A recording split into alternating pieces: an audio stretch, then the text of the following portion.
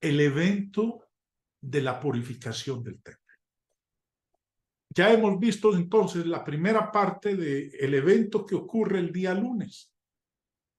En su regreso de Betania, a 3,5 kilómetros de Jerusalén, el Señor tiene hambre, se acerca a la higuera, no encuentra frutos, sino solamente hojas.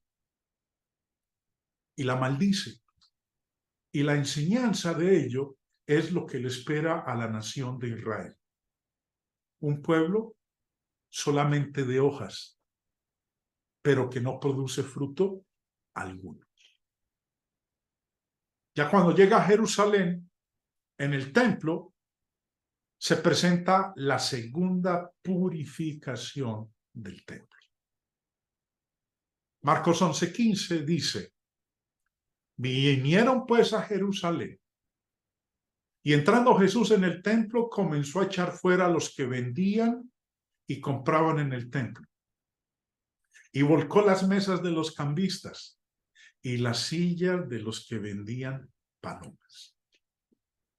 La primera purificación se puede leer de ella en Juan capítulo 2, versículos 13 al 22. Después de que el Señor había asistido a las bodas en Caná de Galilea, había convertido el agua en vino. Después de ello se nos habla de esa primera purificación del templo. Ahora, el Señor Jesús ha entrado en el área del templo, es decir, en el atrio de los gentiles. Y qué espectáculo lamentable le llega a los ojos, a los oídos y aún a sus narices. Él nota que el atrio está siendo profanado. Parece un mercado. El negocio es floreciente. También es lucrativo. Algunos hombres están vendiendo bueyes y ovejas. Ahora, recuerden que ya se acerca la fiesta de la Pascua. Es la época del año con la Pascua tan cerca y los peregrinos llenando los atrios de todas partes. Hay muchos compradores. Pagan precios elevados por estos animales para el sacrificio. Ahora, es verdad que un adorador puede traer un animal de su propia elección, pero si lo hace, está corriendo el riesgo que no sea aprobado. Los mercaderes del templo han pagado generosamente a los sacerdotes para recibir esta concesión, y parte de ese dinero finalmente llega a las arcas del astuto y rico Anás y del mañoso Caifás. Por eso es comprensible que los comerciantes y la casta sacerdotal fueran socios en este negocio. Cuando el Señor Jesús entra al templo, nota el ajetreo de todos estos compradores y vendedores. Además, nota el ruido, la suciedad y el mal olor producido por todos los animales. Eso permite que nos hagamos en este momento la pregunta de si esto que el Señor está viendo ahí en el templo, en algún sentido se podría llamar adoración, que no está lejos de parecerse a lo que hoy sucede en muchos grupos religiosos, en donde sus reuniones, en lugar de ser actos de adoración, más bien parecen actos de entretenimiento para los que asisten.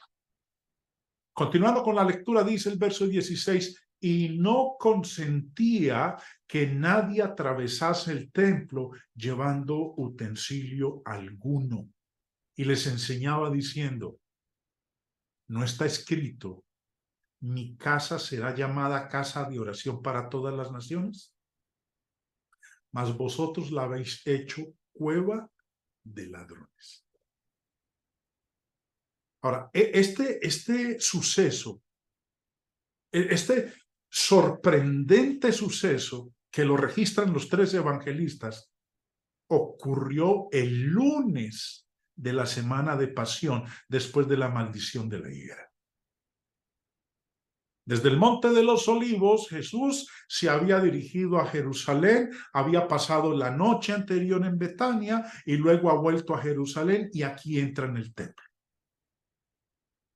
Ahora, el texto de Marcos 11:17 dice que les enseñaba diciendo, no está escrito, mi casa será llamada casa de oración para todas las naciones.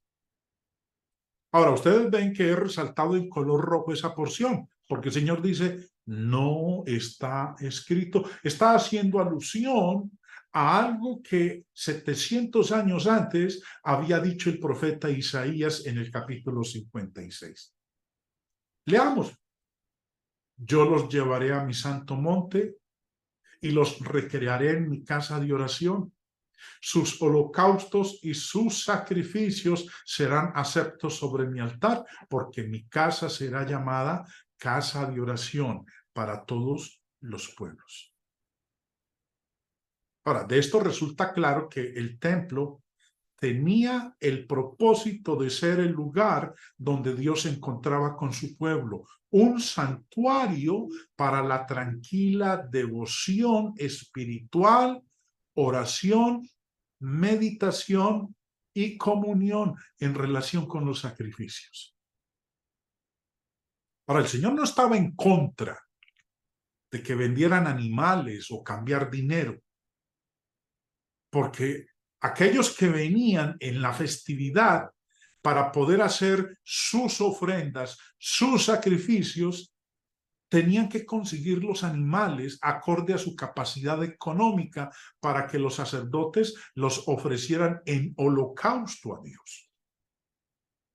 Pero lo que ha ocurrido es que estos comerciantes habían profanado la casa de Dios dedicada al culto y la habían convertido en una cueva de ladrones. Como dice ahí en Marcos 11:17 en la parte final, mas vosotros la habéis hecho cueva de ladrones. Esta es la segunda vez que Jesús hace esto. 3 años antes, cuando estaba empezando su ministerio, había volcado las mesas de los cambistas y expulsado a los vendedores. Si usted está tomando apuntes, hermano, anote Juan capítulo 2, versículos 13 al 17, que es cuando el Señor purificó el templo por primera vez.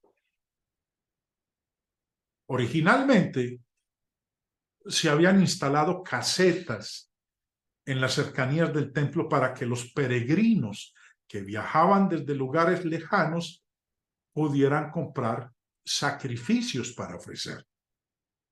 Sin embargo, los comerciantes se acercaron gradualmente hasta que finalmente entraron al área del templo. No solo habían profanado los atrios sagrados al establecerse donde lo hicieron, sino que corrompieron su propósito mismo con sus ruidos que distraían, su codicia, sus extorsiones y su fraude.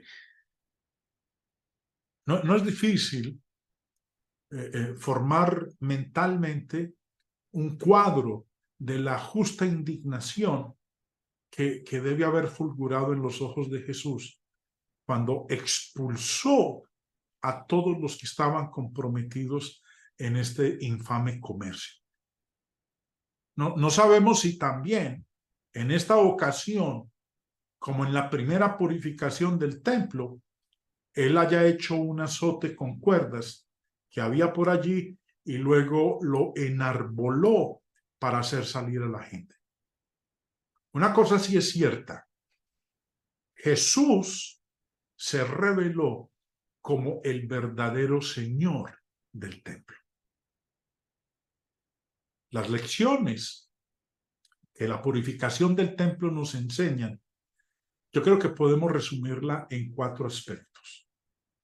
Primero, el Señor Jesús castigó la degradación de la religión y ensalzó la reverencia. Segundo, censuró el fraude y especialmente en aquel contexto la extorsión religiosa y exigió una conducta honrada.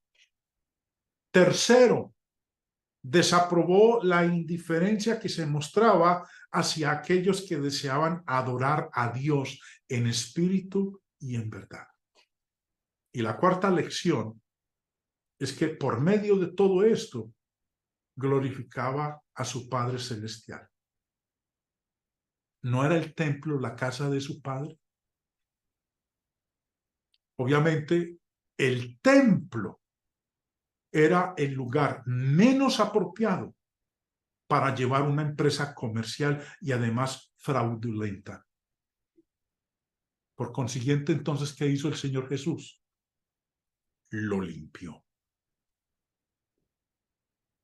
Mientras aún estaba en el templo, se le acercaron ciegos y cojos. Mateo 21:14 nos dice, y vinieron a él en el templo ciegos y cojos, y los sanó. Imaginémonos esa escena. Mientras algunos son expulsados, otros son recibidos. El Señor en nada ha cambiado, todavía es el buen pastor. Así que cuando los ciegos y cojos acuden a él aquí en el templo, sus ojos, que en un momento antes centelleaban con el fuego de la santa indignación, ahora se llena con tierna compasión. No les dijo, vuelvan en otro momento, ahora no estoy en el ánimo para sanarlos. Al contrario, el gran médico está parado en medio de las mesas volcadas, el dinero desparramado, las bancas derribadas, manifestando su poder sanador y su maravillosa compasión hacia los necesitados. Ninguno de los que acudieron a él se fue decepcionado. Entran entonces en escena los principales sacerdotes y los ancianos, quienes se llenan de ira, se indignan cuando el pueblo empieza a alabar a nuestro Señor. Versículo 15. Pero los principales sacerdotes y los escribas, viendo las maravillas que hacía, y a los muchachos aclamando en el templo y diciendo, Hosana al Hijo de David, se indignaron. Cuando los principales sacerdotes y los escribas vieron las maravillas que hacía y oyeron al pueblo alabando a Jesús y diciendo, Hosana al Hijo de David, se indignaron. Por fin, los principales sacerdotes y los escribas reúnen suficiente valor para hacer algo en cuanto a Jesús. Lo que exasperó en este momento en particular fue la combinación de varios hechos. Primero, la purificación del templo. Segundo, los milagros realizados a ciegos y cojos. Y tercero, el clamor de los muchachos que repetían el desborde de gozo que sus padres habían tenido el día anterior. Recuerden que el día anterior, el domingo, el Señor hizo su entrada triunfal en Jerusalén, montado en un borrico.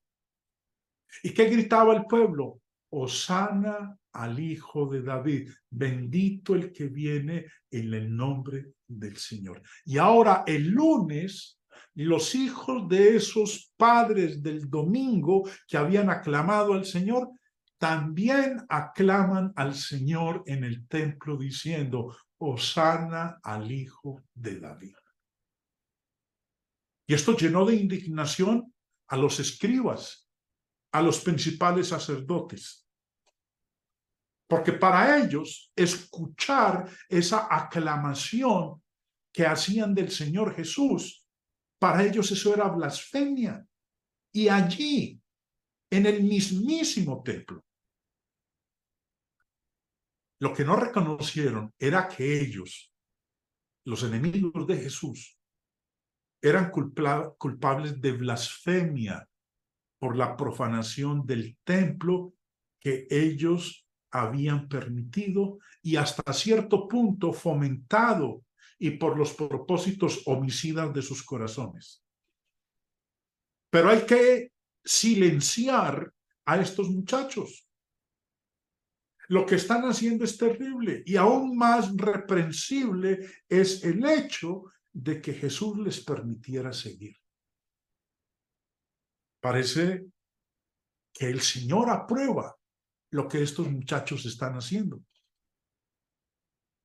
Dice el verso 16. Y le dijeron: ¿oyes lo que estos dicen?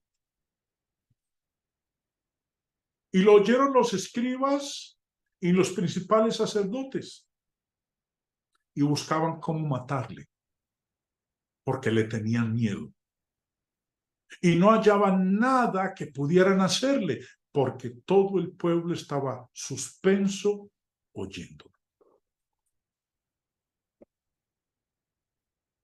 Jesús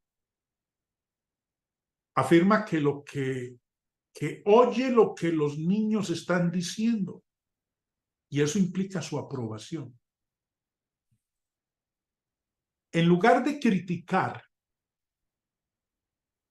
y presten atención, le dijeron los principales escribas, y los principales sacerdotes y los escribas: ¿oyes lo que estos dicen?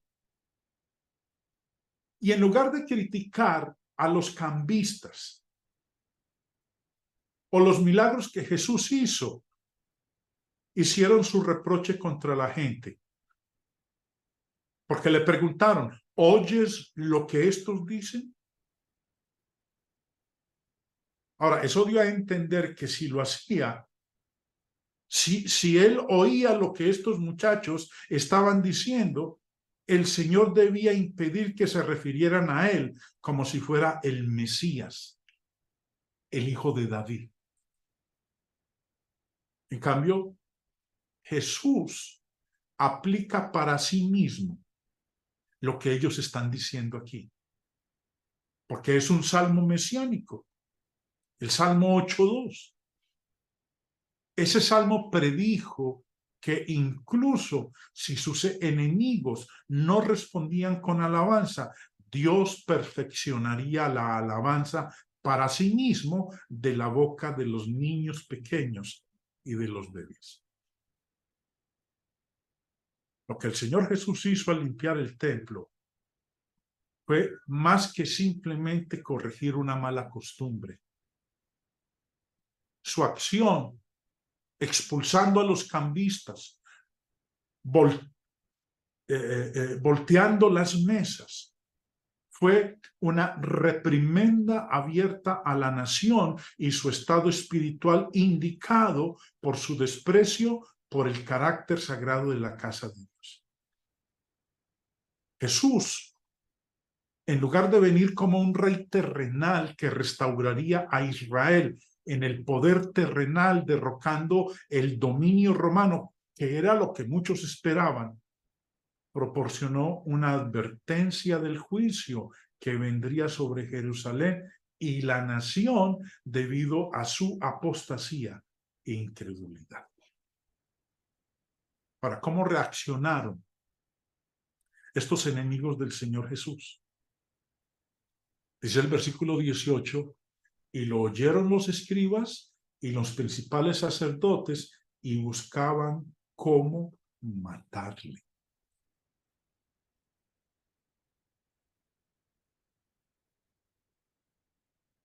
Pero le tenían miedo. Le tenían miedo al pueblo, porque el pueblo estaba encantado oyendo lo que el Señor Jesús decía. Una acción tan abierta y pública como la purificación del templo no pasó desapercibida a los principales sacerdotes y los escribas. Todo el Sanedrín estaba profundamente afectado y lleno de rencor. Así que con mayor motivo buscaban la forma de provocar la muerte de Jesús. Pero entonces, ¿por qué no procedían simplemente a capturarlo y matarlo? Y la respuesta la encontramos ahí. Por el que el temor los mantenía bajo control, impidiéndoles actuar contra el Señor. Le temían al pueblo. Le tenían miedo. Ahora, por lo demás, había dos razones que explicaban este temor. Los hosanas de las multitudes del día anterior en honor de Jesús. Lo que había ocurrido el domingo cuando él entró a Jerusalén. Y el asombro de la gente por causa de su enseñanza. Porque dice ahí, verso Lucas 19:48, y no hallaban nada que pudieran hacerle porque todo el pueblo estaba suspenso oyéndole. La gente estaba tan deseosa de escuchar a Jesús en esos días que a pesar de haber sido tomada ya la decisión de sacarle de en medio, de matarlo, las autoridades no se atrevían a echarle mano. Luego de este incidente, leemos nosotros de ciertos griegos que quieren ver al Señor Jesús. Nos dice Juan 12. Había ciertos griegos entre los que habían subido a adorar en la fiesta. Estos, pues, se acercaron a Felipe, que era de Bethsaida, de Galilea, y le rogaron diciendo: Señor, quisiéramos ver a Jesús. Felipe fue y se lo dijo a Andrés. Entonces Andrés y Felipe se lo dijeron a Jesús. Jesús le respondió diciendo: ha llegado la hora para que el Hijo del Hombre sea glorificado. Ahora, estos griegos desean entrevistarse con el Señor. Ahora, no sorprende que vacilen acercarse a Jesús directamente, porque no les resulta claro si el Señor aceptará reunirse con ellos.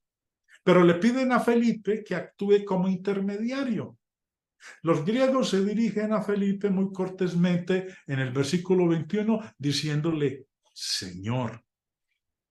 Ahora, teniendo en cuenta lo que sigue, parecería que el deseo de los griegos tenía que ver con el gran tema de la salvación. Como el problema resultaba demasiado grande para Felipe, consulta a su amigo y compatriota, Andrés. Andrés y Felipe, no queriendo ofender a los griegos ni tampoco alentarlos, presentan la petición de los griegos a Jesús. Es el verso 22.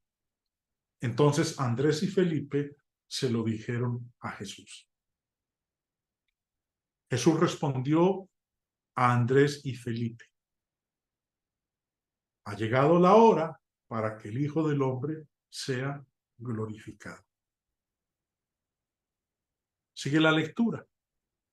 De cierto os digo, que si el grano de trigo no cae en la tierra y muere, queda solo, pero si muere, lleva mucho fruto. El que ama su vida la perderá, y el que aborrece su vida en este mundo para vida eterna la guardará. Si alguno me sirve, sígame, y donde yo estuviere, allí también estará mi servidor. Si alguno me sirviere, mi Padre le honrará. La ilustración que el Señor usa es muy clara. Si el grano de trigo no cae en la tierra y muere, queda solo. Pero si muere, lleva mucho fruto. Las semillas, como estamos cerca ya a la fiesta de la Pascua, en el momento en que se utilizó, apenas unos días antes de la fiesta religiosa, de la cosecha de la Pascua, las semillas habían sido entregadas a la tierra y en consecuencia habían muerto. Pero por medio de ese mismo proceso de descomposición habían producido abundante cosecha. Si la semilla no se siembra, queda sola, no produce fruto. Así también, si Jesús no muere, permanecerá solo, sin fruto espiritual, almas salvas para la eternidad. Su muerte, sin embargo, producirá una cosecha espiritualmente abundante. Ahora, esa verdad contenida en ese versículo 24 se aplica a Cristo y solo a Él. En cuanto a sus discípulos, deben estar dispuestos a morir por la causa de Cristo. Por eso les dice en el verso 25, el que ama su vida la perderá, y el que aborrece su vida en este mundo para vida eterna la guardará. Entonces, el verso 24 es con referencia al mismo Señor. El verso 25 es con referencia a sus discípulos que deben estar dispuestos a morir por la causa de Cristo. Siguiendo, llegamos entonces nosotros a la predicción que el Señor hace de su crucifixión. Ahora está turbada mi alma. ¿Y qué diré? Padre, sálvame de esta hora, mas para esto he llegado a esta hora. Padre, glorifica tu nombre. Entonces vino una voz del cielo, lo he glorificado y lo glorificaré otra vez. Y la multitud que estaba allí y había oído la voz decía que había sido un trueno. Otros decían, un ángel le ha hablado. Respondió Jesús y dijo, no ha venido esta voz por causa mía, sino por causa de vosotros. Ahora es el juicio de este mundo. Ahora el príncipe de este mundo será echado fuera. Y yo, si fuere levantado de la tierra, a todos atraeré a mí mismo. Y decía esto dando a entender de qué muerte iba a morir. Jesús había venido hablando acerca de su muerte como una necesidad absoluta, pero la contemplación de esta terrible prueba llena su alma de angustia indescriptible. Algunos piensan que el Señor en realidad vaciló por un momento en su obediencia, que por un instante se rebeló contra la idea de tener que sufrir en la cruz. Pero ni pensemos eso por un momento, porque el mismo Señor Jesús agregó diciendo, mas para esto he llegado a esta hora. Jesús atraerá a los hombres a sí mismo cuando sea levantado de la tierra. Lo dice el verso 32. Y yo, si fuere levantado de la tierra, a todos atraeré a mí mismo.